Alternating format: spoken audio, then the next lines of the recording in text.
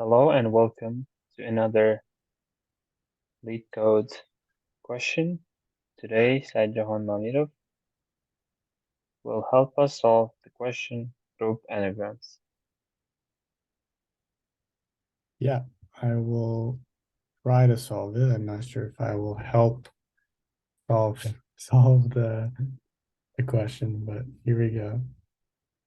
So given an array of integers, oh no, given an array of strings, strs, group the anagrams together. You can return the answer in any order. And an anagram is a word or a phrase formed by rearranging the letters of a different word or phrase, typically using all the original letters exactly once.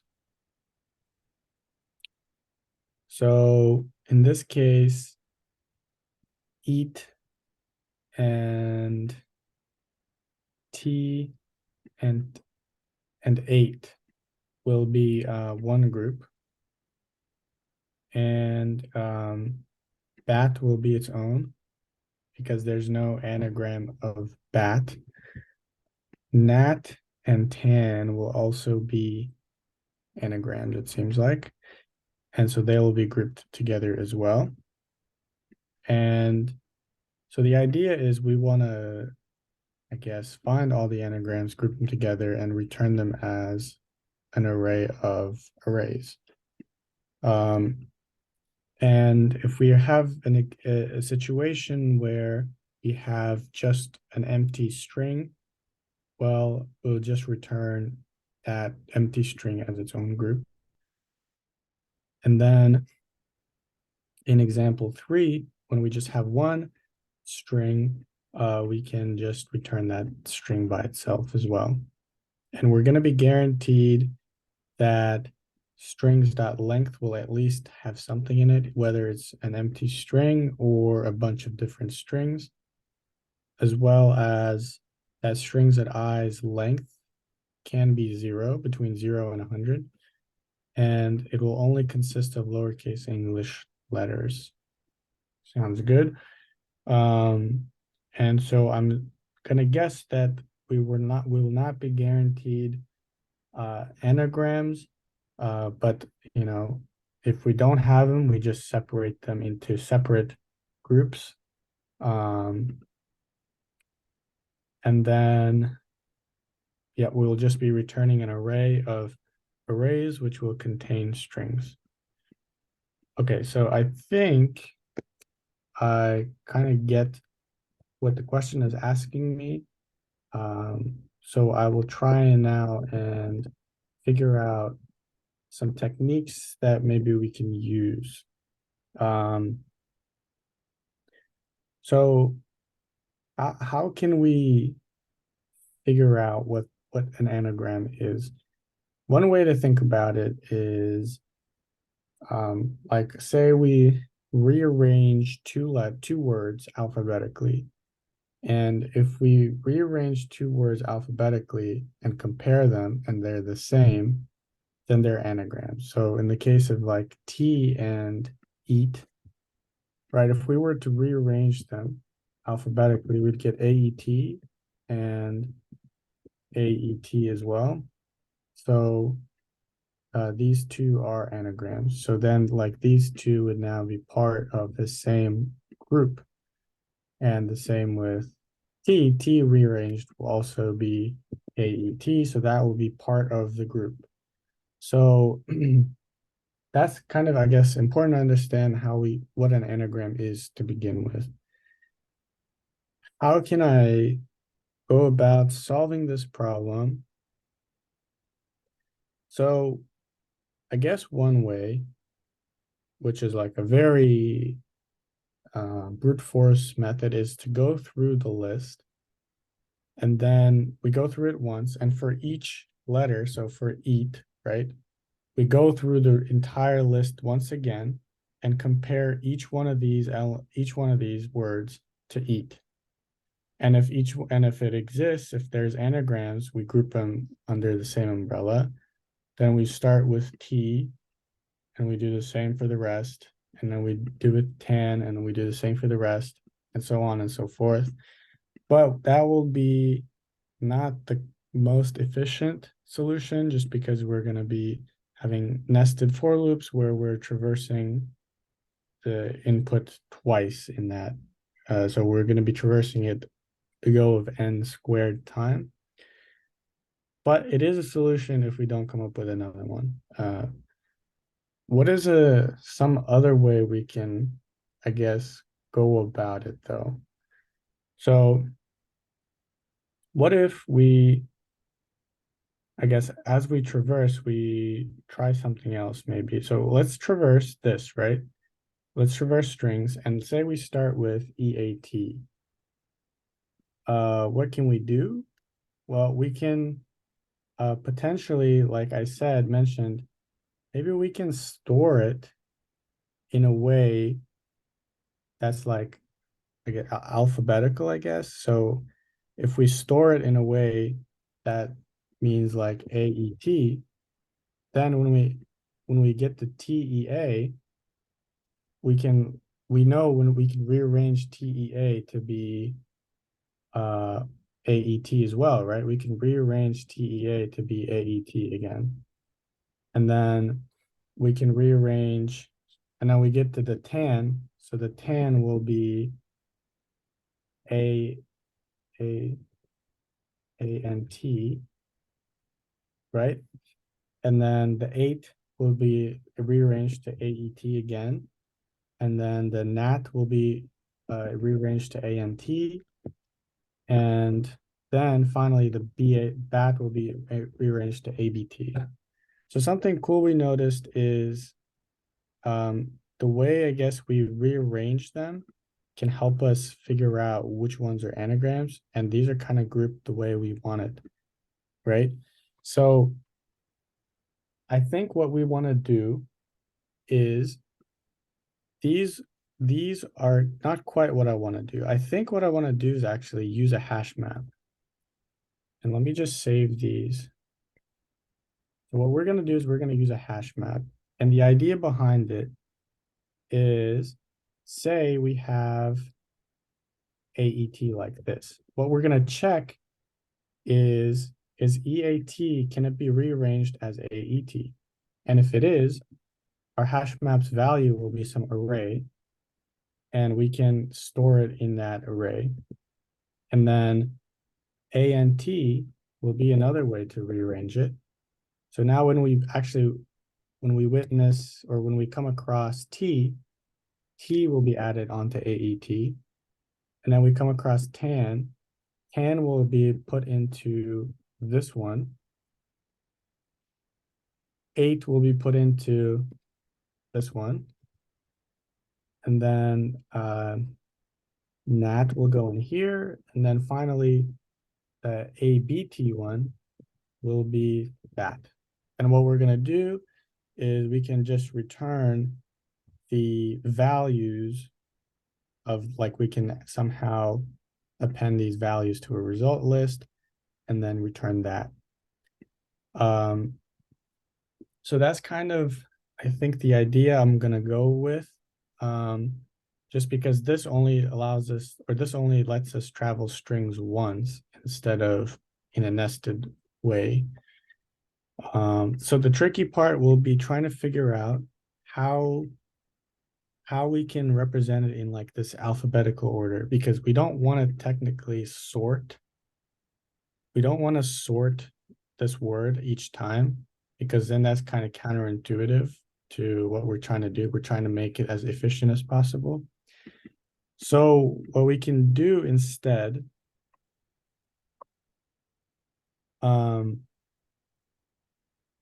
because so we're guaranteed that strings at I will be only lowercase English letters.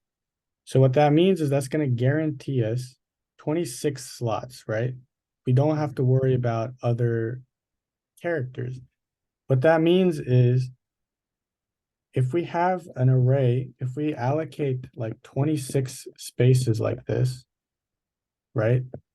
And say we come across the first word, EAT, what we can do is in the 26 array 20 in the length 26 array, we can mark the A index with like, one or true or something.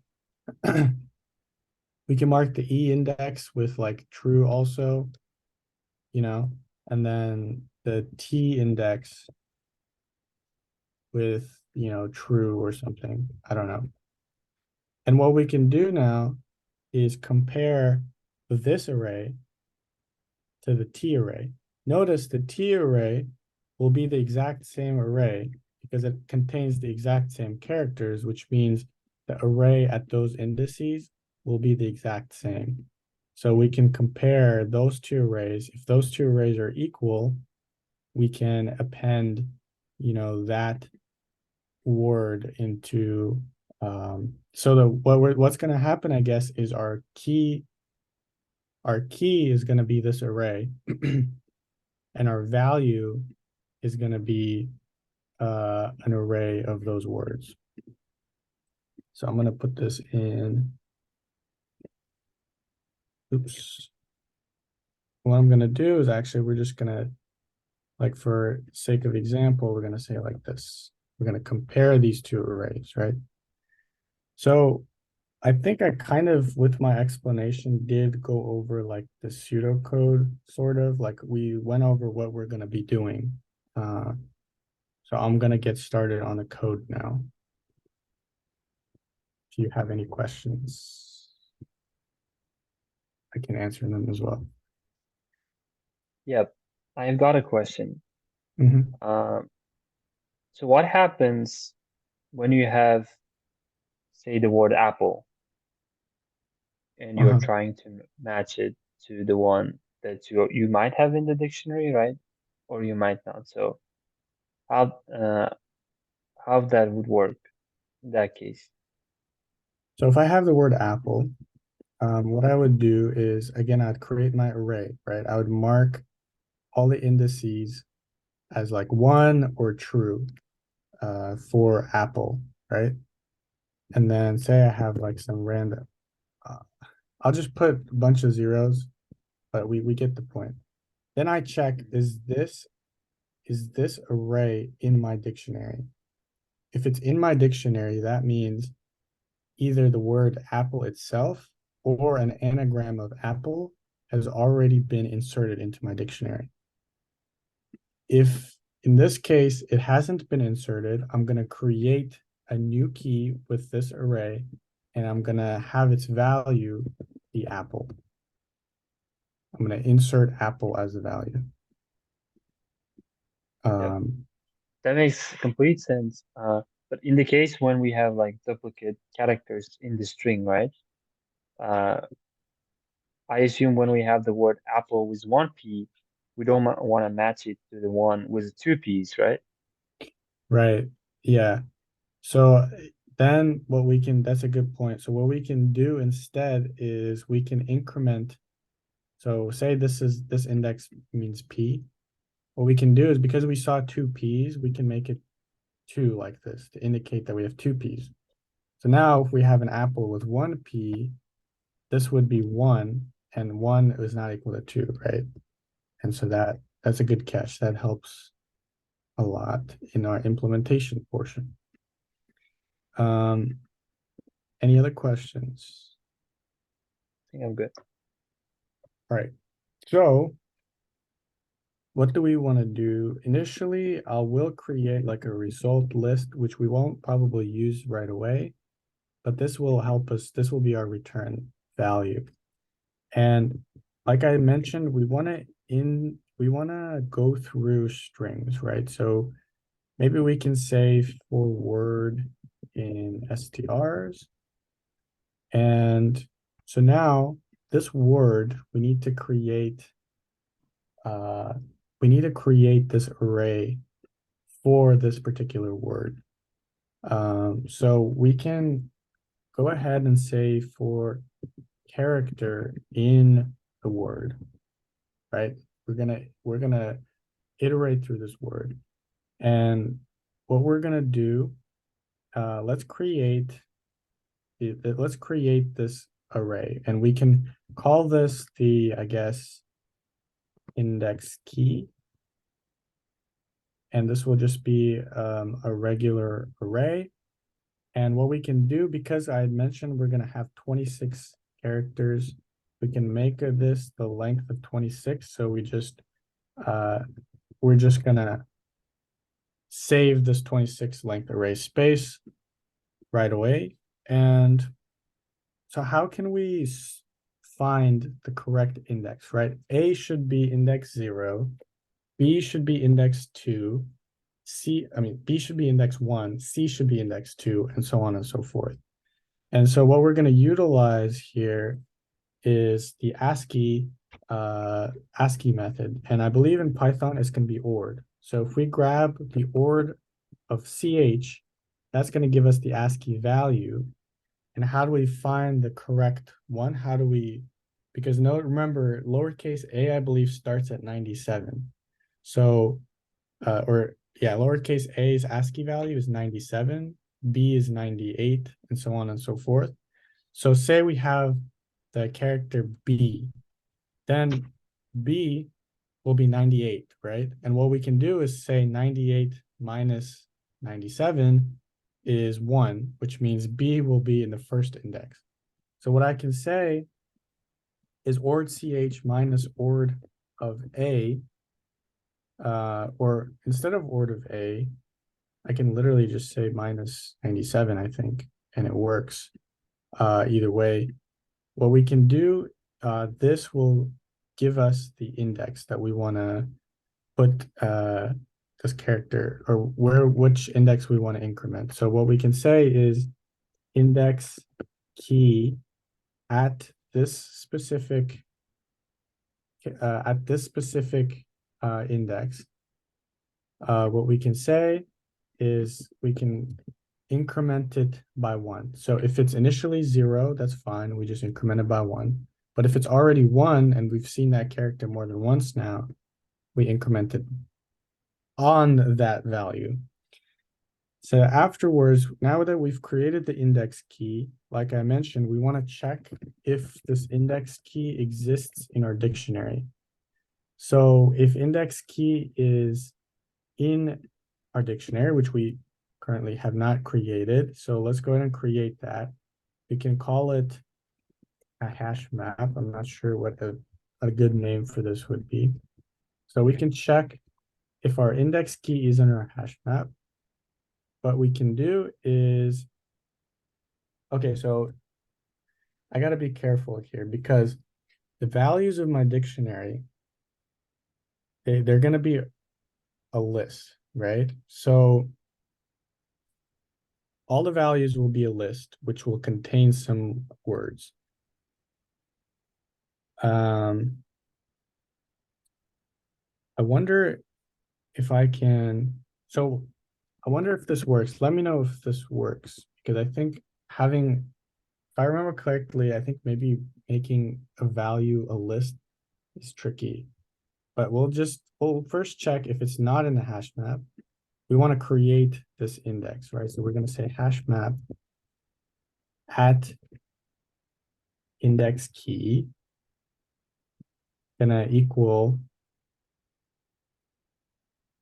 and I want to have like a list. I want to append something to the list. I think I have to use something here. I think I have to define my dictionary using, I believe it's default dict. And I think I want to pass in list as the parameter. I think this now allows me to append things to my dictionary. Let's see. Yes, that's Is correct. that correct? So now can I say hash map index key dot append? Now can I say this? Does this make sense? Yes. Okay, cool.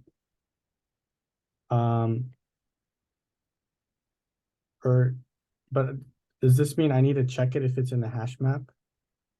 No, I you don't don't think I have need to, to check it, right? because it's gonna initialize a dictionary with values being a list, right? Yeah. Okay. And then, okay. And then so sorry, I got the technicality kind of threw me off. So we appended the word into our dictionary. But so yeah, okay. So now after this full for loop has been completed, we should have like a dictionary that kind of looks similar to this, except the keys will be this index key array that we just created. And now what do we want to do? Now we want to append those values to our result. So I'm just going to iterate through my dictionary one more time. I'm going to say for key value in hash map dot items, and I will just grab the value and append it to our result. Result dot append value. And then my result variable will be ready. It'll be populated and I can just return that result. Okay, so I believe that's the implementation. I'll just quickly review through my code and explain what's happening. So we're initially creating a result variable. We create a hash map, which we're going to store things in this format right here. And we're going to iterate through strings. We're going to grab each word and we're going to fill out an array of length 26 based on the characters in this word. So if this word contains two A's, index 0 will have the value 2. After index key has been filled out, we're going to go to our hash map at that index key. If it exists already, we just append the word. If it doesn't exist, we just create a new key with the index key and we append that word anyways. And I think that's due to the default dictionary the way we defined our dictionary. And then once this hash map is filled out, so for example, EAT will have a certain key, and like EAT will also have this list will have all its anagrams grouped together now. And then what we're doing afterwards, we populate the hash map, then we break out of the loop, we iterate through our hash map once, we grab the value and we append the value to our result. And then we return that result. And so we'll just quickly evaluate the code, our time complexity. So this is going to be a bit tricky. So let's think about this. We're iterating through strings, right?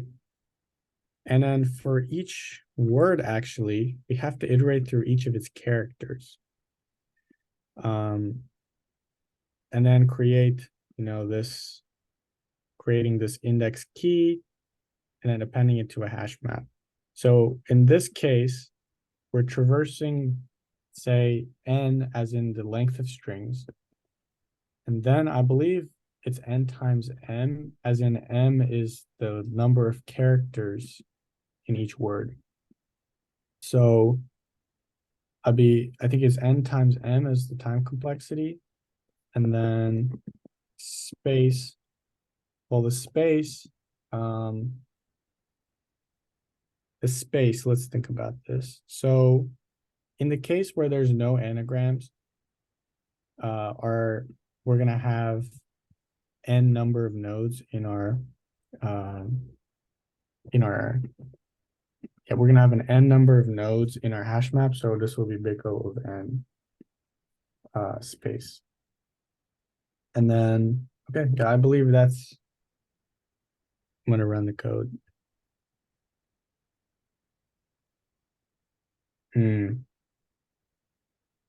Hashable list. Index key. I think dictionary doesn't accept in Python the list as a value, so I think you need to convert it to a tuple.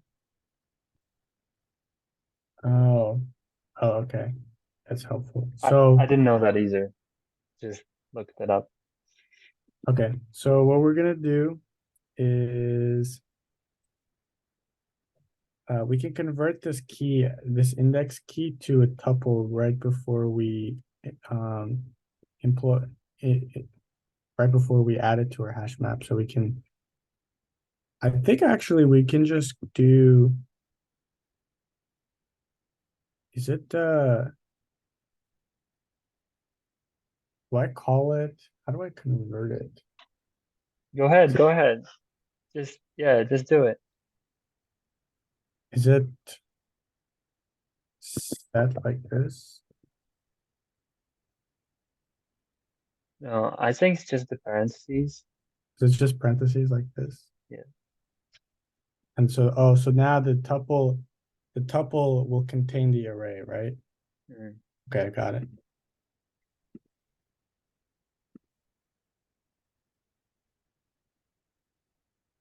Hmm. Let's see. Index key. If I say, Oh, wait. I think we need to include the word tuple. My bad. Tuple before the index key. Yeah. there it is.